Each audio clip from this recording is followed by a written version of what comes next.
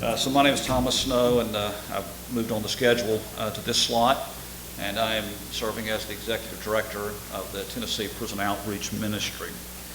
So my subject today is to talk about mental illness and incarceration, and I'll be talking about that. We'll be talking about some historical information about the mentally ill, and then I'll be talking about some things as TPOM as well. And so I've been passed out some information about the ministry and about the things that we are doing in Tennessee. Brother Snow, Yes. you might want to have Sister May Holland join you on Absolutely. Anybody is welcome to come up here and come up here and join me and talk about programs that we have.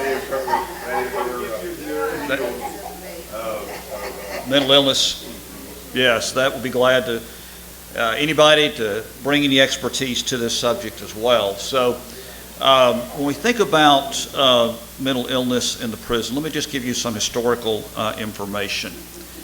In the mid-1950s, when there was a population of about 165 million people in this country, we had 558,000 people in mental hospitals, mental wards.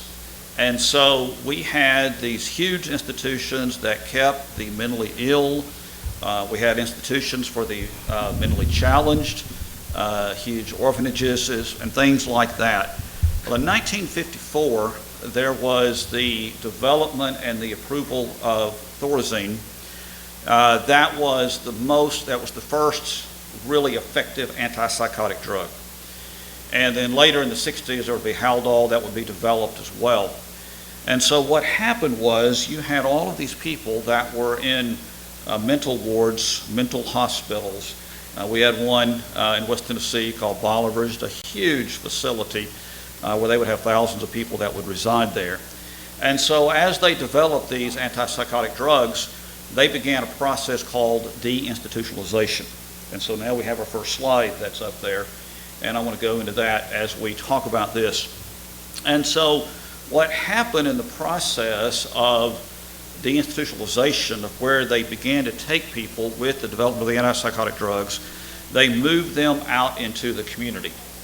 And so now we have a population that is mentally ill, and they're not in mental hospitals, they're in prisons and jails. And really all we did was we moved them from one institution to another. And so at this stage, we have 10 times the population that's mentally ill that are incarcerated versus those who are in mental hospitals today. And so we have in essence, we have moved that population. And so our prisons and jails are the largest psychiatric wards in the nation. And that's where we are placing people that are mentally ill. I want to think about this for a moment, and I have this slide, and I assume, can y'all see that? Is it showing up on y'all's as well? And I want you to think about Joseph for a moment. When Joseph was sold as a slave, when he was thrown in a pit, and they wanted to kill him, his brothers did, and they sold him as a slave, and of course he went to Egypt. And while he was there, obviously Potiphar's wife lied on him. He ended up in a dungeon, a very dark place, a very empty place. Of course, he would interpret dreams of the baker and the cupbearer as well. The baker would be hanged, the cupbearer would be restored to his position. But the cupbearer forgot him. And Joseph had no family visits. In fact, his family could care less, that he didn't even know that he was in prison. And would have no concern about him being in prison. And so he didn't have family visits. He didn't have anybody that cared about him. He didn't have a group coming in and doing Bible studies on Sundays, or doing a New Life Behavior class, or doing mentoring, or any of the things that we offer as well. And so he was alone. He was empty. Of course, he had God, and he always had his commitment to God. But in many ways, he was living in isolation. And isolation is a contributor, and it exacerbates mental illness. And we know that for a fact, that people that are isolated struggle more with whatever mental illness they may be dealing with. And so when you think about this, I want you to picture the pandemic, all right? And every state was different, but most prisons in virtually all states closed down for a period of time. In Tennessee, we closed down for 14 months, just recently opened. Kentucky is still closed, Texas is open, Florida is open, but a lot of the prisons are still closed. Well, just imagine going 14 months without any family visits. Nobody to come see you, cannot see your children. Even today in Tennessee, they let adults come in, but no children can come in. And so there is this separation, there is this isolation. In addition to that, they closed all volunteer programs. And so all of the worship services, the Bible classes, the New Life Behavior classes, the mentoring, the working on your high set, whatever was going on in that prisons, all of that shut down. And our prison system had one solution to COVID. It's called lockdown. And so what they did was they put people on lockdown. There was a COVID outbreak, which there was. We had this massive outbreaks in the prison and jail system because there was nowhere to go. And they would just literally lock down the facility, and you would be in your cell 23 out of 24 hours, maybe coming out for an hour at some places at most. And just being there, your food would be brought to your cell, and that was it. And just no movement. And so they would spend, sometimes weeks and weeks like that. And that is a very lonely place to be. I remember when my wife, when my children were younger, she would always say, she'd want to go to West Tennessee and go see her parents. And I was always busy, preaching and doing things. So I'd say, well, you can go take the kids, and I'm going to, kick my feet up and watch TV and, don't wash the dishes until she's about an hour from the house. But, after the first night, I was calling her, when you coming home, dear? It's getting lonely around here. And so we're not real comfortable with long periods of isolation.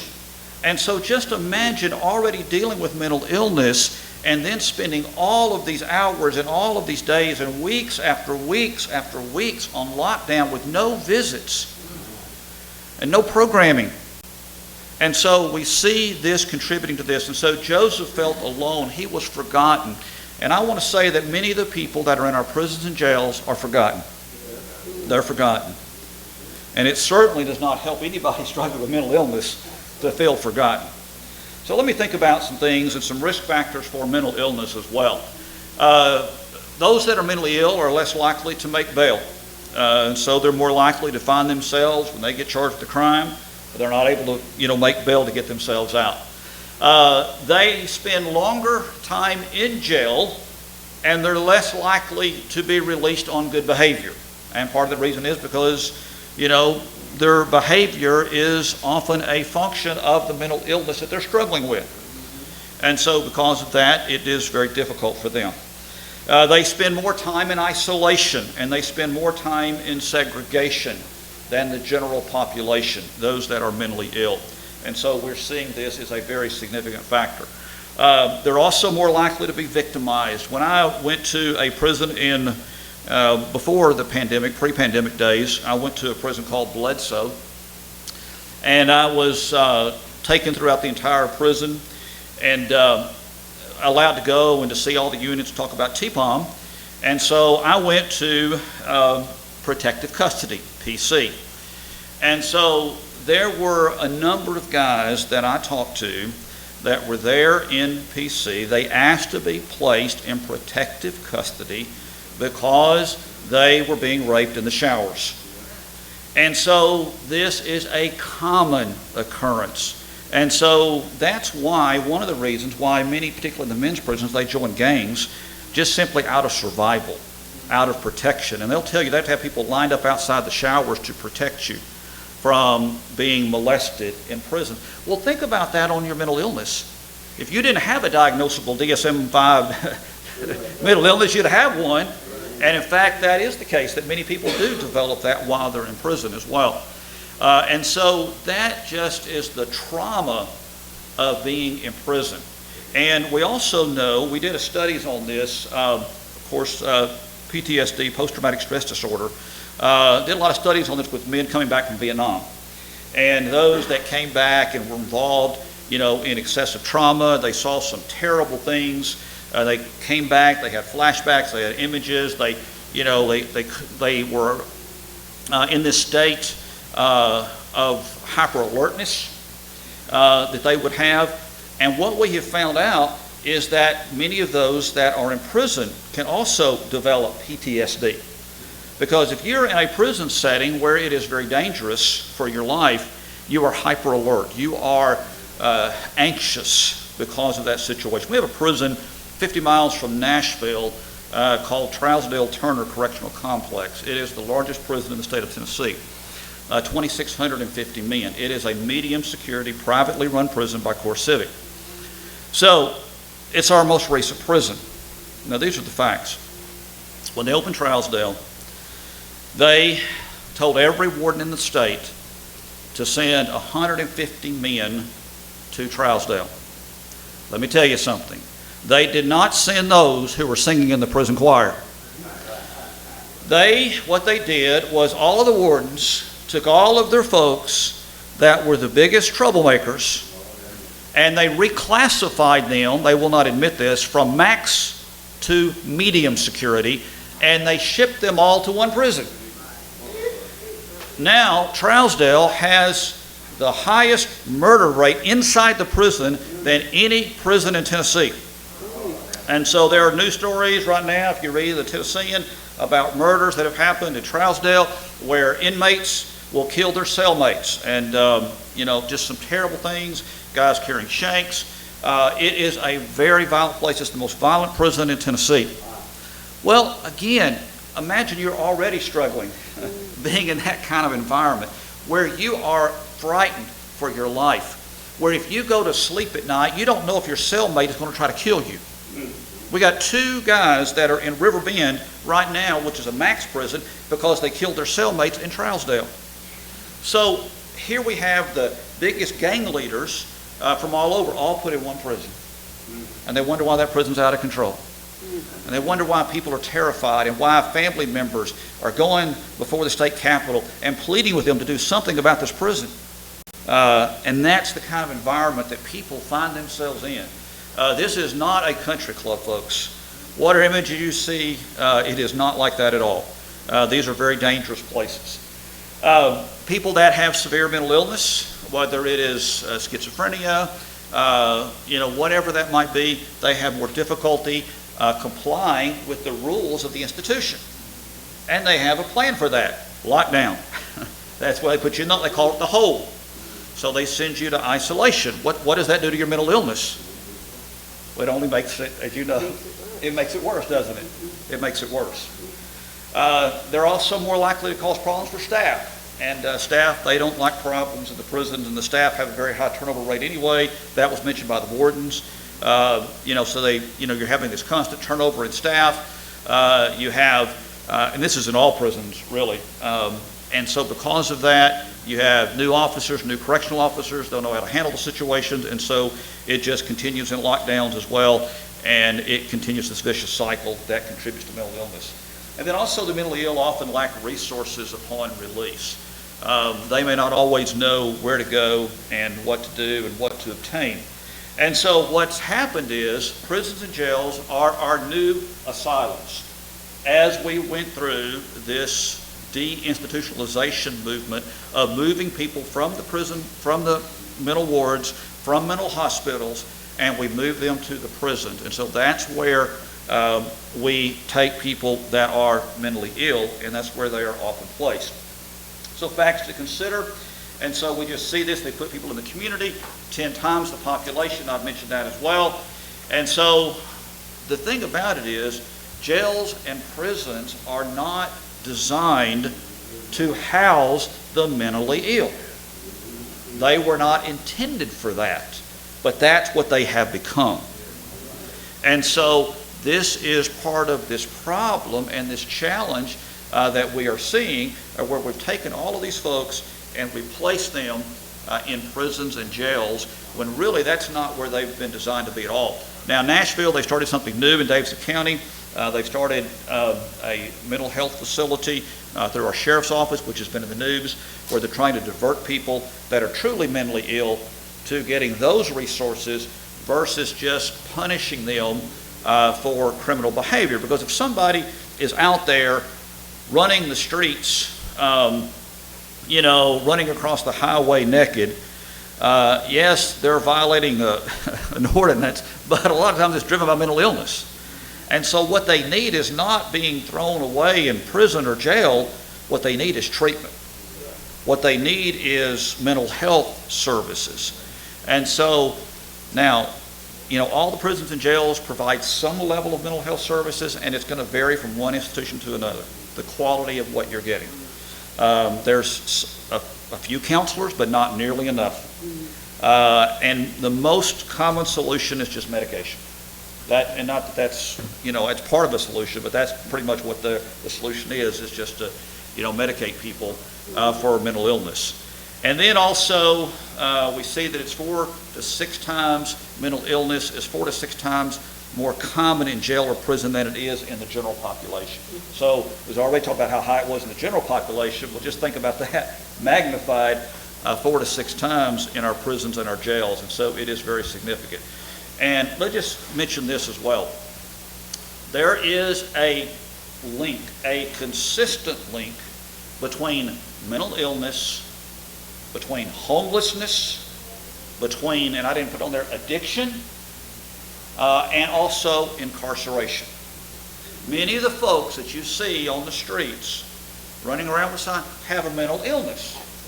They have, in many cases, a mental illness. And that is also as well. And so we know that this also has a higher impact upon minority communities, those of lower income. They don't often have the resources that they need that others might have as well to get the kind of help that they need for dealing with their mental illness as well. Let me ask, would you like to say something about any of this so far that I've talked about, or add to the mental illness issue and incarceration? Feel free to talk about this. One thing I do know is I've been going to CCA in Leavenworth, and I work specifically with the women.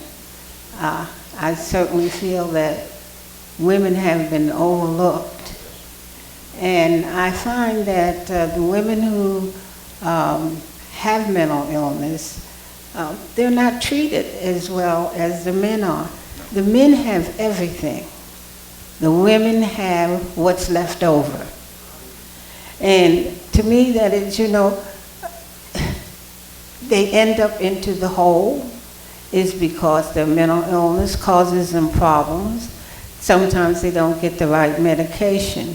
And so, and I don't know whether this is in all the facilities or not, but women are not treated as they just get the leftovers from what the men have. The men have the best of whatever it is that they are giving. And what they don't need, then they let the women have it. So, and depression, is something that sometimes people don't understand. Not all depression looks the same. And so they don't get the right medication. I don't know exactly like to talk about people who are schizophrenic. I do have a friend, but he's male and he's schizophrenic. Clearly, he has some active behavior. He talks on the phone all the time, but the phone is never there. But he has some aggressive behaviors. And so you really have to be careful when you're talking to him, because if you allow him to become too aggressive, he'll attack you. And he was in Fulton State Prison for, I think, 10 years, which is a prison. And he stayed there for a long time. They wouldn't give him the right medication. And so you really, if you have a loved one who has a mental illness, you really have to become a strong advocate for them. Yes. You have to become a strong advocate that they get the right medication. And then it is incumbent upon you as a family member to know as much about the medication as you can, so that when you talk to the doctor, you can talk to him with some understanding of what medication is doing to your loved one. Because usually, they're not going to listen to you if you say, well, it's not working for him, or I don't think he doesn't like it. So make sure you as a family member, if you have someone that is on psychotropic medication, that you know as much about that medication as you can know. Know how it is affecting your loved one. And then you can talk with some kind of understanding with the doctor to find out if there's another medication that that loved one could go on. Yes. And I do appreciate your comment about the women getting the leftovers. Women are generally in prisons that were built for men, that were not built for women. Oftentimes the prison clothes they wear are clothes that have been made for men, that have just been handed to the women. We know that, that is the case, that many of the women do not have some of the resources as well. And also the statement about family being an advocate for this. The ones that generally get the services are often ones whose family complains the most, and they just get tired of fooling with you. And so they just, don't call us anymore, we'll do what you ask, So there is a point about being an advocate for your loved one that, can often help, and we should definitely do that.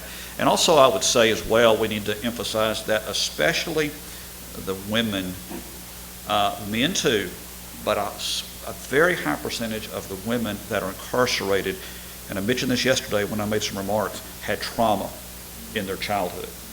They were sexually abused, physically abused, emotionally abused, abandoned. And so when you grow up, and there's a score called ACEs, but the more risk factors you had growing up as a child, the more likely you're to have mental illness later on in life. And the onset of mental illness is often during traumatic events.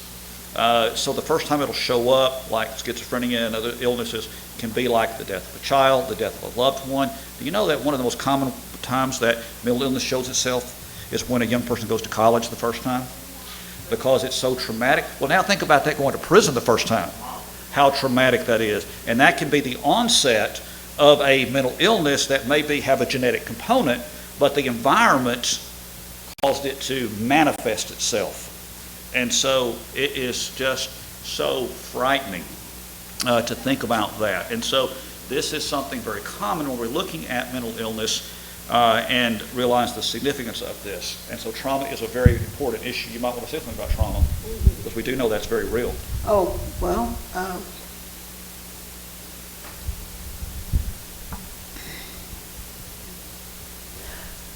trauma is really interesting, because when you have children, and I work with children, and how would you say a child is traumatized? Some children are traumatized when the mother is carrying the child. Before that child is born, that child is traumatized because the mother, sometimes she's in a violent relationship. Sometimes she's been beaten, sometimes she's been raped while she's pregnant, sometimes she's been homeless. That child is traumatized.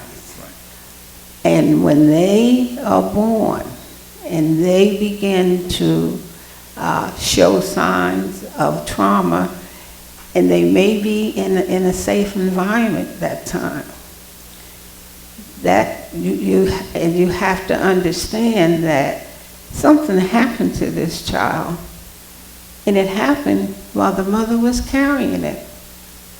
And so you have mental illness with a child and also mental illness. The mother is traumatized as well.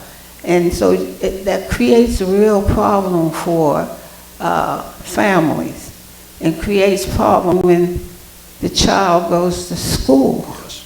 And we don't recognize that. We always think of PTSD as being something a person experiences when they go to war or they've been in some violent situations. But that's not always true, and especially with children. Yes, and so I appreciate that. And there is we talk about the school to prison pipeline, because we're seeing the trauma in the children.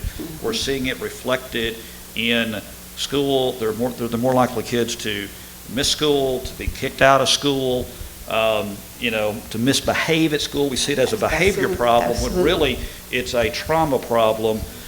And what we're seeing is they can't express their feelings. What we see is their action. We don't like their action, so we have some discipline for them. And then those are the kids that are more likely to end up in the prison system one day. That's correct. Yes. And also, if they live in some families say, well, I'm going to go to prison anyhow. Yes. My cousin's in there, my uncle's in there, my brothers are in Absolutely. there. It's like they live that kind of a lifestyle. That's all they know. And that's all they know. That's right. That's all they know. Yes. I see what she is saying, and I think, Brother Scott, did we not,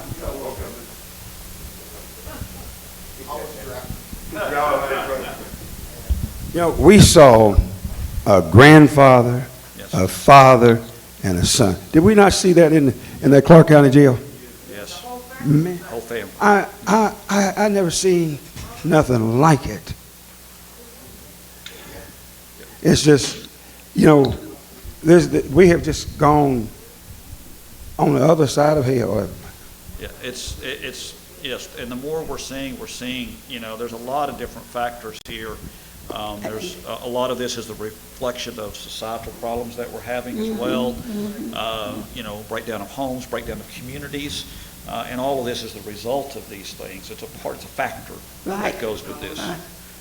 And so we're dealing with this, and our answer is put them all incarcerate them all. Right. But, Right.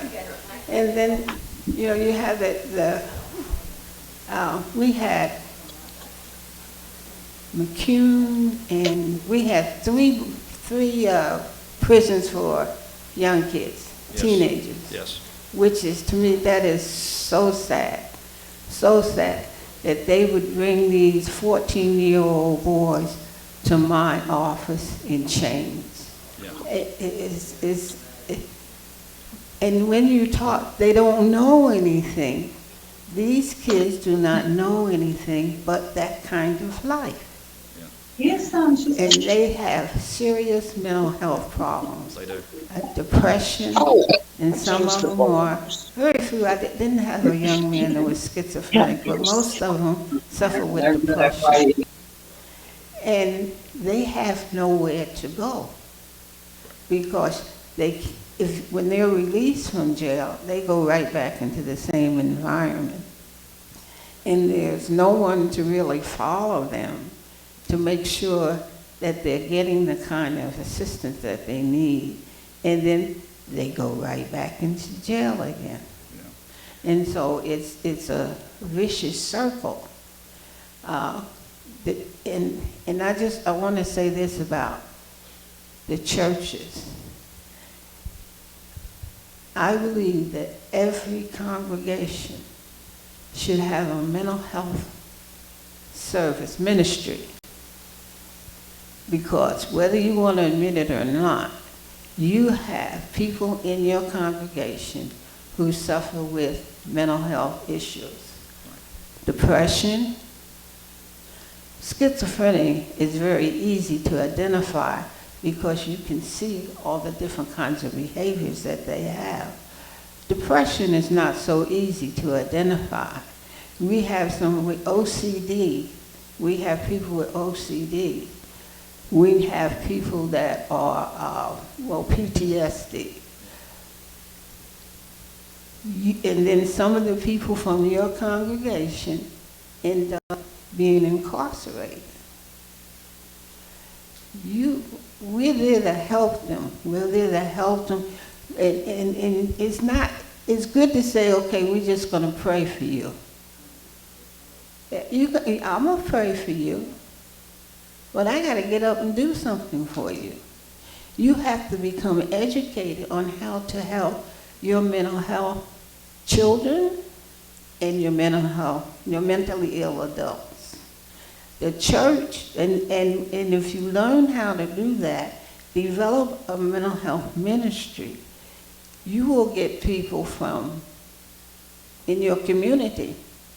And then they need the Lord just like you do.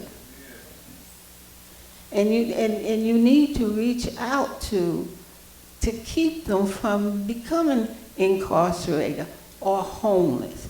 And you say, well, the homeless people, they have houses and things that they can go into.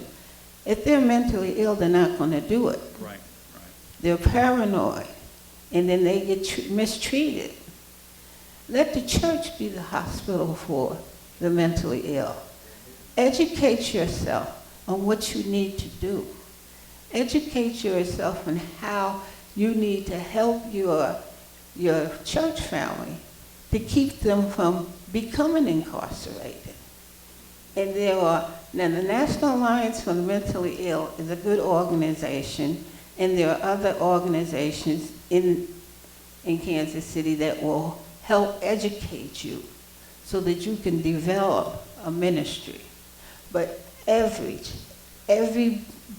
door that opens that calls itself a church needs to have a mental health ministry to help the people that are really suffering.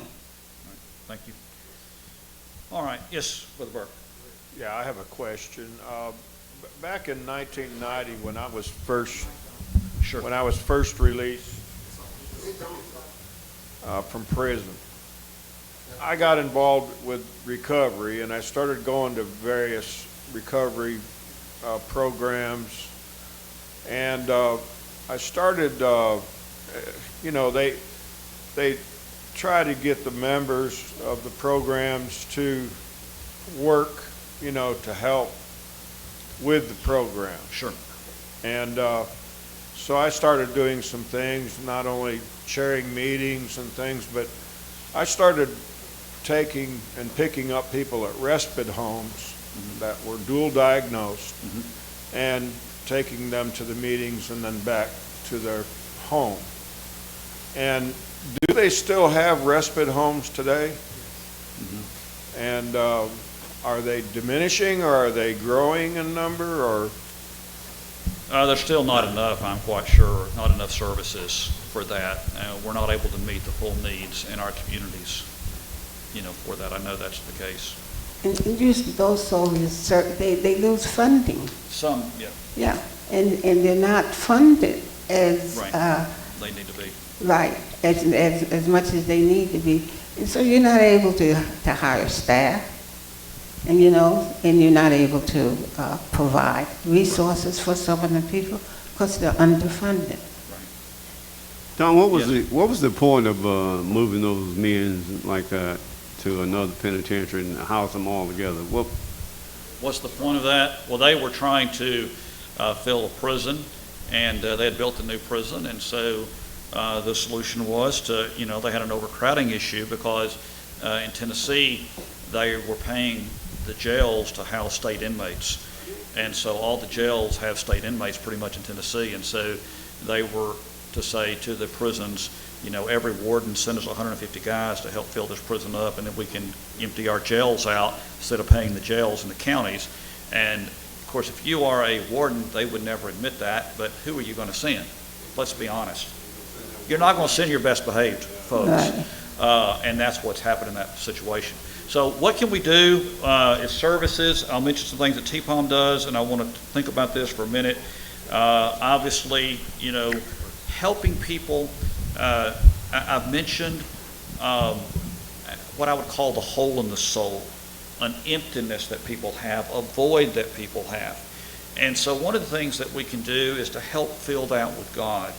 and help them to understand that they have value, that they are made in God's image. You know, many of the folks in prison, they've been told they're worthless and they're no good and been put down, and why can't you be like your brother who went to college, and they've heard all this stuff, right?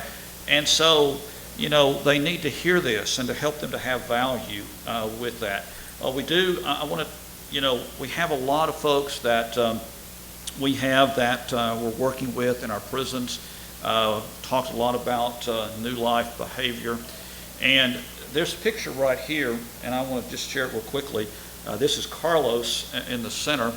And Carlos is been up there at Northeast with Marshall Danby, who's on the far right taking new life behavior classes. And so I was up there doing a seminar 2 years ago, and I was talking about TPOM in our transitional houses. And I was telling them, I was saying, you know, we asked for not only an application, but you've got to turn in your disciplinary record. And we've got to see, you know, what you've been doing in prison. And Carlos, who's in this picture, came up to me afterwards, and he said, Mr. Snow, I applied for TPOM, and he said, I'm worried about it going to be accepted, because he said, 6 months ago I kicked an officer in the shin, but he said, but I've got baptized since then. And I said, well, Carlos, I said, we're going to look at your prison record a year from now and see if it's any better. And so when I went back the next year, he said, I ain't kicked an officer in the shin. And so Carlos is going to be at TPOM in about a week. He's on his way to us. We've already got a bed hold on him. And he is so excited about he's coming to TPOM, and so helping them with a new life. Obviously, lots of Bible study to go in and just share God's word with those that are incarcerated. That is so important, to spend time with people. You know, I think that, you know, for example, you know, World Bible School and correspondence courses are wonderful, and it reaches a lot of folks. But it's even better when we can go in as an individual and sit down with them and study together, because we can't always do that, but when we can, that has an even greater impact, because that way we're showing an interest in their lives as well. Yes, sending a course is great, but then when we are able to have a study together, that is wonderful. You know, many of the people in prison, we talked about prayer in the previous session, would love for somebody to come and just pray with them. Just pray with them. Just get in a circle and just hear their prayer request and pray with them. That means so much to the people that are behind bars. It uplifts your spirits to know that people are praying for you. Yes, sir. That's the reason why we need to create environments that are conducive to those kind of conditions. Yes, sir. Where people can come and take part in prison and out of prison, right, in order that they can mentally become sound. Yes. Teachings. The only way we're going to change lives is that we put them in a better environment. When I was in the inner city, right, working as the preacher out in the inner city, I saw this in 3-4-year-olds, right, these mental behaviors, and we didn't know why, we didn't understand it, but now we have some vision on what we need to do to try to help curb this. Yes. We cannot let these people stay in these environments. They're going to become just like the scriptures teach us. Evil and seduced men are going to wax worse and worse, deceiving and being deceived. Right. If we're not the light, yes, and then support ministries like this, right, we're going to see it collapse. Yes, hopelessness. Yes, sir. Yes, sir. Here's what also I've seen. God's blessed me to last this long. I have been both in the adult and in the juvenile prisoner as a worker, and I've observed things that I guess since I did, God meant it to be, but I haven't taken as much as I need to. But I've seen where grandfather was a criminal, father was a criminal, and then I had their grandson, and they were going the same path. Yes, sir. One of the things that I have to tell you, and it's going to be dark, but also there are people on any of those levels that you can speak of that may not even last right, And I'm not talking about someone taking their lives, I'm talking about them taking their own lives. Yes, sir. Yes, sir. And unfortunately, that's a loss that can't be Yes, sir. taken. And please don't take it lightly, because you'll never know what will make that individual snap. Right. Absolutely. And we know that during the pandemic, we know that suicides have been up both in prison and in the free world. So all of those metrics of, mental illness and all that's only gotten worse, exacerbated during the pandemic because of so much isolation. So we do see suicide. And I'll say this as well with juveniles. We go to the juvenile facilities also, and we work with them. And, when our visitors go in to mentor the young men or the young women, we have both women go in with the women's juveniles and men with the boys. Many of them do not have any family visits. There's no family members that come to visit them. And then in some cases, and we have a partnership with Lipscomb where if they get good behavior, they can go out on an outing, like go to the basketball game or something. And some of the young boys, when they're getting ready to be released, they will act up so they'll not be sent back home because of what the home life they're coming from. And so we shouldn't be surprised. And my wife is a school teacher in Metro Nashville, and when they have parent-teacher night, the kids that are making D's and F's, their mom or dad doesn't come to the parent-teacher meetings. In fact, if you call them, they'll say, I can't do nothing with them, you do something with them. So it's just a manifestation of what we're seeing in our society. And so helping people know the Lord. You see this guy, he's heavily tatted. These are prison tattoos. This is an attempt to obtain community, an unhealthy one at that, but we're helping people to see that they have value. And then mentoring. There's been a lot said about mentoring. I know that on the opening session we had with the wardens, and this is very valuable. We are strongly encouraging at TPOM, and we do mentor training at TPOM. And we also can do virtual training. If you're not in Tennessee, we can do a training session virtually for your congregation and train you to be a mentor and train you about manipulation, train you about trauma, help you with that.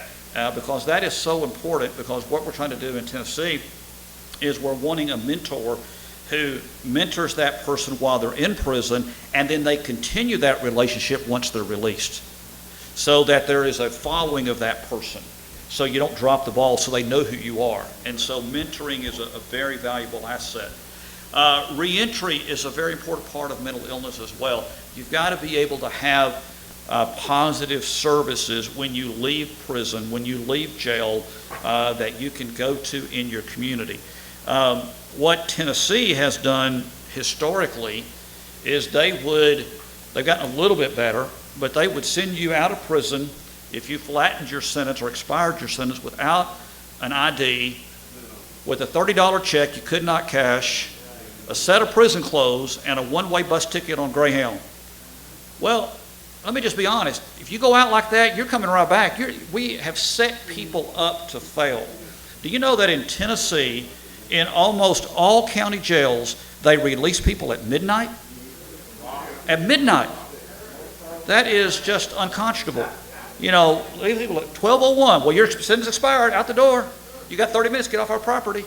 And so we have a system, and I know I can be cynical, but we have a system that is set up to fail, not a system that is set up to succeed. We have a system that is set up to keep people. Now, they're trying to make some improvement, and I'm thankful for that. Tennessee is slowly getting on the board with making some moves toward reentry. Our governor was involved in a similar prison ministry called Men of Valor, so he's pushed some reentry stuff. And so we're starting to see a little bit of movement in a good direction, but we still got a long way to go. We got a long way to go. And so we got to help people with reentry. So mention real quickly, here is TPOM. The building in the center that has the red brick is our reentry center. And then there on the right is the white building. That is our men's transitional house that has 16 beds and 2 house managers that live there. And then the building there on the other side, the new building, is the women's duplex that we just recently constructed in December. And so we're right off a major bus line, and we are trying to help people as they're coming out of incarceration. You start thinking about mental illness and all the things that you have to deal with. I want you to think about your anxiety level. And what we are seeing is that many people, when they're coming out of prison, and when they've been in prison for a while, their anxiety level is through the roof. At River Bend, they had a guy, this is the maximum security prison in Nashville, a guy expired his sentence. They had to send in what they called the green team, the guys all dressed in black, to carry the man out because he did not want to leave, because he was so afraid to go out in the neighborhood. He was afraid to leave the prison. We call that being institutionalized. And so you think about how much things have changed as far as technology. I went to Home Depot not long ago. There were 20 registers and there was one human being. Well, if you've been in prison, all that's changed. My mother, who is mid-70s, calls my 14-year-old son and says, "How do I use that phone that y'all gave me?" Well, if you've been in prison 20 years, this is terrifying. The world has changed. And so we have to help people to navigate this. You don't go in and just, put in an application, in person anymore. It's all online, just your resume. Case management, we talked about that. Learning the resources, and y'all had a great session about the resources that are available. You need to know what resources are there. We help people get their ID. We're helping people get their EBT or their food stamp card. We're helping people get their driver's license restored, using a company car to get their license back, helping them get their medication. Most prisons are sending them out with a 30-day supply of medication. Well, they better get an appointment pretty quickly when they come out. If they're going to, because you can't wait till your medication expires and say, "Oh, I need to go to Centerstone or Meharry, Metro General, or wherever." You better go right away and see someone so that your medication can continue, because what happens is they run out of their medication, and then, of course, when that happens, you end up self-medicating with your mental illness. And when you self-medicate, what you do is you end up taking things that are illegal, substances and alcohol and mixtures of that results in a worsening of one's condition, actually. And so we have to help people with case management, and we do that at TPOM as well. We have to help people in part of their mental illness as well, whether they're coming out of prison, whether they have a diagnosable mental illness or not, to help them with workforce and help them to find employment. That is so critical. You are not going to make it on the streets. You're not going to make it on the streets of Nashville. You're not going to make it on the streets of Louisville. You're not going to make it on the streets of Kansas City or Dallas, Texas. That is a recipe for failure. And so we have to help people to find employment. And right now in Nashville, the economy is really strong, and it is picking up all over. In fact, everybody has a worker shortage. And so all of our jobs are starting at $15 an hour and up. And so, getting people in meaningful employment, that will help them. And help them feel better about themselves, help boost their self-esteem. It'll help them with whatever they're dealing with as far as their illness also. We are an outpatient, we are a state-approved mental health outpatient facility at TPOM in Nashville. So we are state-approved. We have a licensed marriage and family therapist that is on our staff full-time. And we've partnered with Lipscomb University. And so we have, and this is one of the great things that you can do as well, and we've also not only reached out to Lipscomb, but we reached out to Belmont, Trevecca, Tennessee State, because all colleges, their students have to do internships.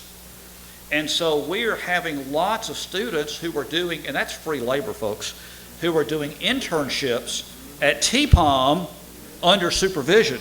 So we have students that are in the marriage and family therapy department at Lipscomb and Belmont who are providing therapy under supervision. All right?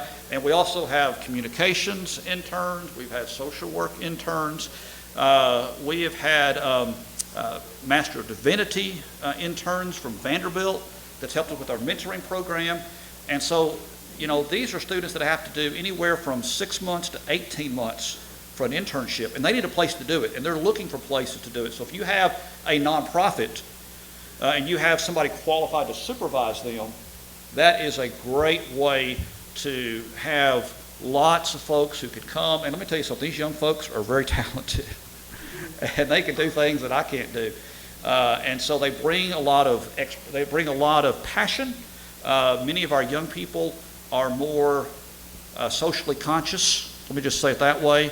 They're more concerned about, instead of building things, they want to be involved directly. And so we're getting a lot of help through our universities. And so we're actively recruiting in all of our major universities around us and saying, hey, you can do an internship at TPOM. And, come and we can really help with this. And it provides a wonderful service. We also provide mentoring there as well. And so we have all of our women in our house.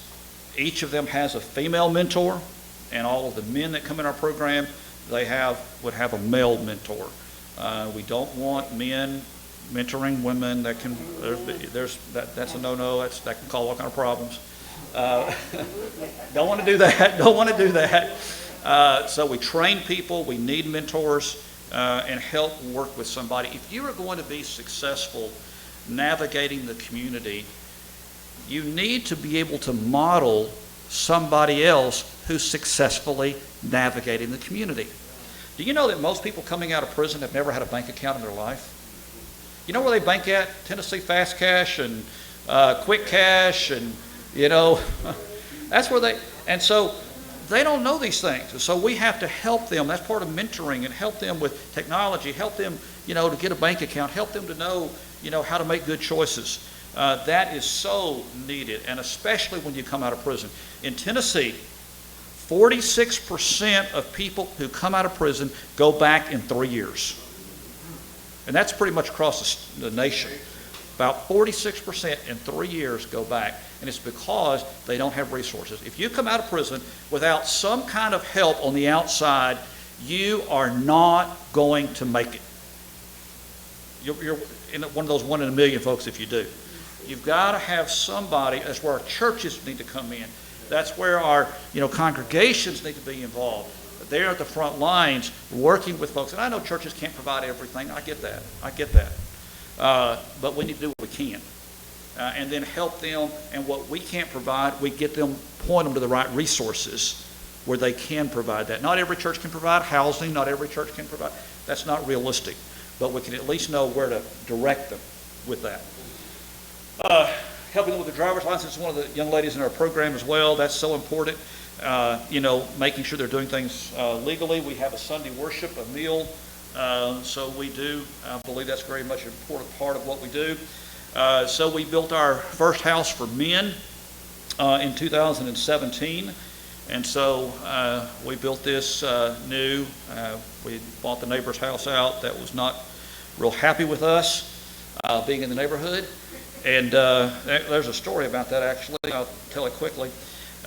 So we opened up the reentry center initially in South Nashville, and our next door neighbor, he got really upset, and he called me one day and he said, I can't believe you're having this reentry center where you have people coming out of prison, next door to me.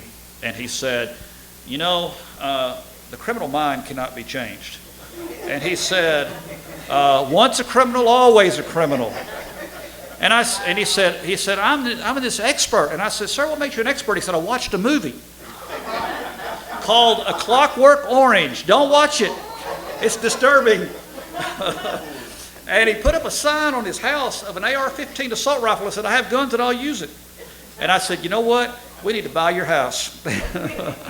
And he sold it to us. And then we pulled the bulldozer. He said, you're leveling my house. I said, well, you sold it to us. So we built a men's duplex on his property. So, trying to help people to see, and so they come here. Now, TPOM, let me say this real quickly. TPOM, we tell our folks, is not a landing place. It is a transitional place. You do not stay here forever. You're a 4 to 6 month program, but we're helping you with an exit plan, helping you to move out to independence, okay? And so doing that as well, pictures of the house as well, beautiful house. This is the new women's house that we just built. And so we finished this in December of 2020. A beautiful home, 10,000 square feet that has full basements. We have a fitness room. We have classrooms. We have offices down there. It's just a really beautiful facility that we built for women. And we are finding out quickly that although only 20% of our prison population in Tennessee is female, we are now getting as many applications for women as we are for men, because there's no places for women to go when they are coming out of prison. There's no places for them. And so we are getting applications from all over. And we just recently got one from Florida, a lady that's in federal prison, and she's in our program right now, just came to us from Florida. And so, we're having people from, other places as well, coming here, helping to get their life together, helping to have a new life. Women that are spending time in prison, spending time in jail, spending time in federal prison as well. They graduate. One of the neat things that we're able to do, and what's happened, is that even if you have a good job, when you get ready to get your own place, most apartment complexes will not rent to felons. They will run a background check, and even if you have the money, they will not rent to you. So we have a major company that oversees apartments all across Nashville and Knoxville that has said if they graduate from T-POM Transitional and they have a full-time job, which they will if they graduate from T-POM, we'll rent to them. And so that has just been a wonderful blessing. Now what's had to happen is that the average rent in Nashville is about $1,300 or $1,400 a month. So most of them are having to go 2 guys, or it will be 2 women going in together to get a 2-bedroom to be able to afford it. But if you're bringing home $600 a week, 2 people can make that. And so we're able to get our folks into apartments, and we help them set up their apartment. We have donated furniture. We keep at another church down the street that's very small, but it's a large building. And so we help them transition.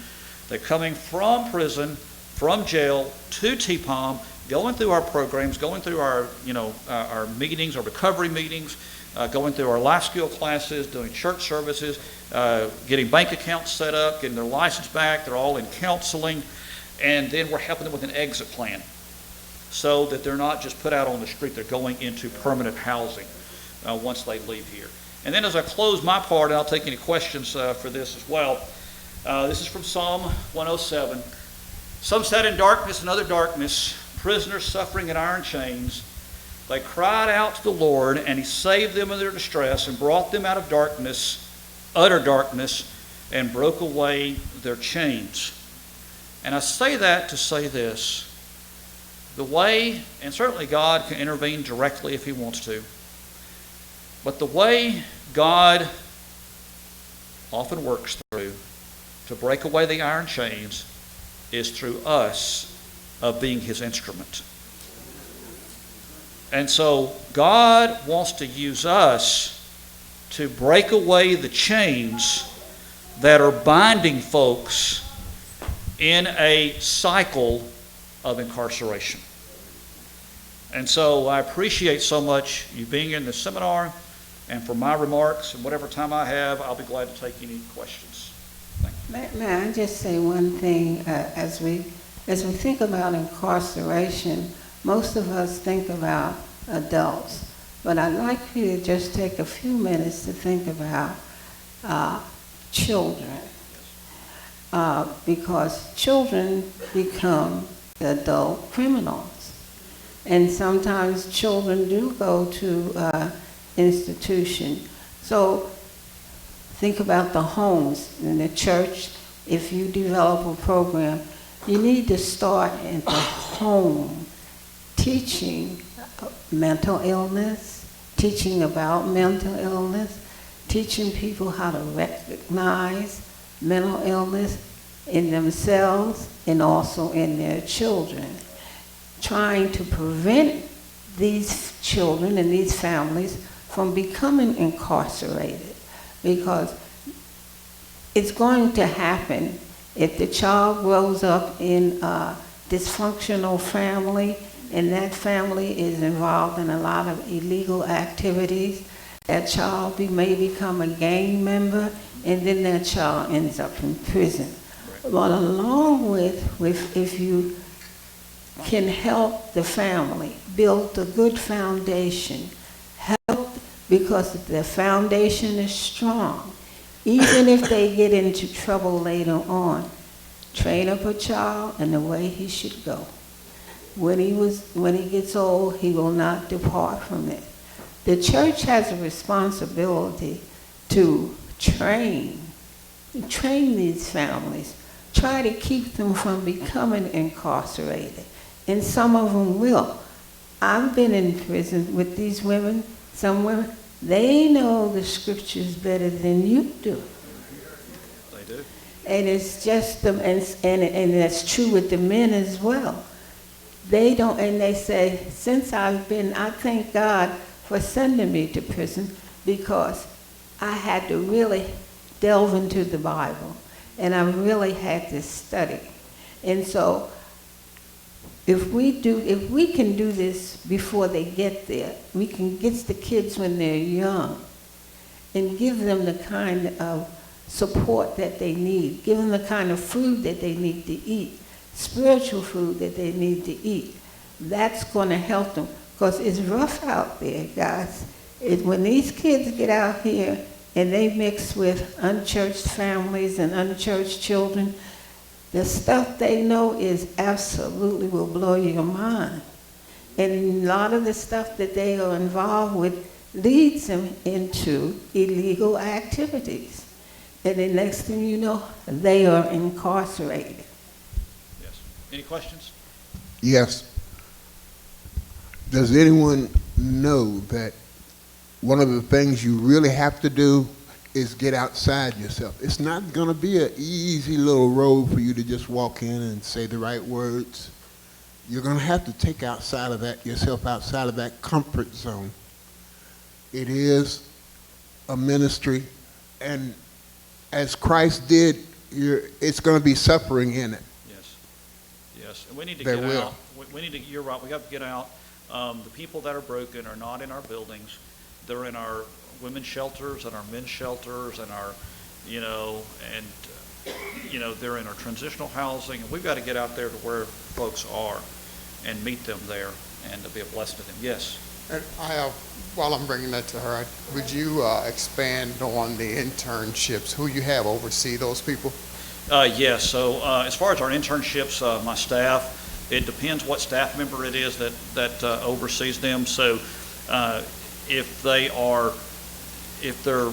internship is like marriage and family or counseling, then it has to be my staff member who has the credentials to supervise that person, because they have to be able to receive college credit, university credit. And so I have to have a credentialed staff member who can provide that level of supervision that meets the university standards. And so it all depends on whether it's a social work, or a mental health, what's their undergraduate, or communications. Depends on who that is. I don't normally personally supervise the interns. I did supervise a communications intern that she helped me expand our social media presence, which was very helpful. But different staff members based on their qualifications. Yes. Okay, I don't really know how to approach this. It was raised yesterday. How can we get on the prevention end? How can we get in ahead of this to keep people from being incarcerated to begin with? Both males and females have in common that if they're in prisons, chances are really good that they didn't have a good daddy at home. Yeah. I would say to get involved. Also, a number of our churches are adopting schools. So your church may take, let's say, an elementary school that's having some challenges, or maybe a middle school, and they're providing resources and providing mentors, and also providing tutors as well. So that's one of the great ways you can get involved, is to think about, is there a school, a public school in my community that could benefit that our church, and I promise you, most schools would jump up and down to have a church that says we will adopt this school. They would do flips over this, to have a church that would say, hey, we will partner with y'all and we will work with these kids that need extra time, that need a mentor, that need a tutor to get through school. Be a partner in that way, provide some resources. A lot of our churches are starting to do that, and that's a great way to reach out to the kids as well. Now when we do some things with the children, we got our summer camp coming up next week. We provide full scholarships to kids who have a mom or dad behind bars. That's one avenue, but there's a lot of things that you can do. But I would reach out to, have your church reach out to one of the schools that, maybe has special, and they will be thrilled. Yes. Anybody else?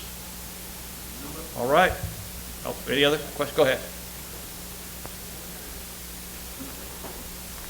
Getting my miles in today. You got the prime spot here. You might not come here on the table to join us here. I want to thank y'all. You have showed me what's been done in the last 40 years that I've missed a lot of.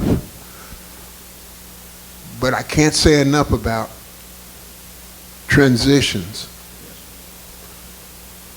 You have people, as they grew up, if they didn't have Christ in their life, without seeing Christian men and women, Right. they'll be foreign to them. Right. They not only be foreign to them, but they won't know how to take what they're saying. It'll be like, what, he come from Mars? Mm-hmm. And again, I'll just point it out again. Please ask God to show you how to step out of your comfort zone. Amen. Got time for a couple of questions left. We've got one here and one here, and my time will be about up, I think. I don't have a question, I have a comment. Sure. We have at Jackson Street a program where we work with the schools. Yes, y'all do? So, yes, we do. Tell us about that. Successful. So if somebody is interested in how to get it started in your public schools, I'm going to suggest that you call the church and ask to speak to our minister, Brother Jackson, and then I will inform him when we get home that I gave somebody that information. But our church number is 615-321-050. And I may be saying it wrong. It's online and it's on my phone. See, I don't have. They have a wonderful program at Jackson Street. Yes. A wonderful program. Yes. One other question before we close my remarks. I just would like to share, I know you mentioned you show them God. Yes. Yes, show them God. Not just show it. Well, what I was encouraged through my mental, emotional, physical, the whole journey was encourage me to break the cycle. Right. So I just wanted to share that, and share the Lord, and then Right. be open and honest. So we got to break the cycle because it is a family generation. They're going, Right. the whole family being in prison or jail is for a reason. Right. So. And as I close, I'll just share, I shared you my contact information. I know the Greens in New Orleans, they've been in contact with me quite a bit, and also with Buck as well, as they're trying to do reentry. So if I can help you, you don't have to be in Tennessee. I'll be glad to, if you like questions or you want to call me or email me or whatever, Buck's always willing to help anybody. Let me know, and I'll be glad to help in any way. If you're looking to expand reentry, that's, I think, kind of my niche. So if I can help you with that, feel free. I'd be glad to jump on a call with you and help you with that. Amen. Let's give them.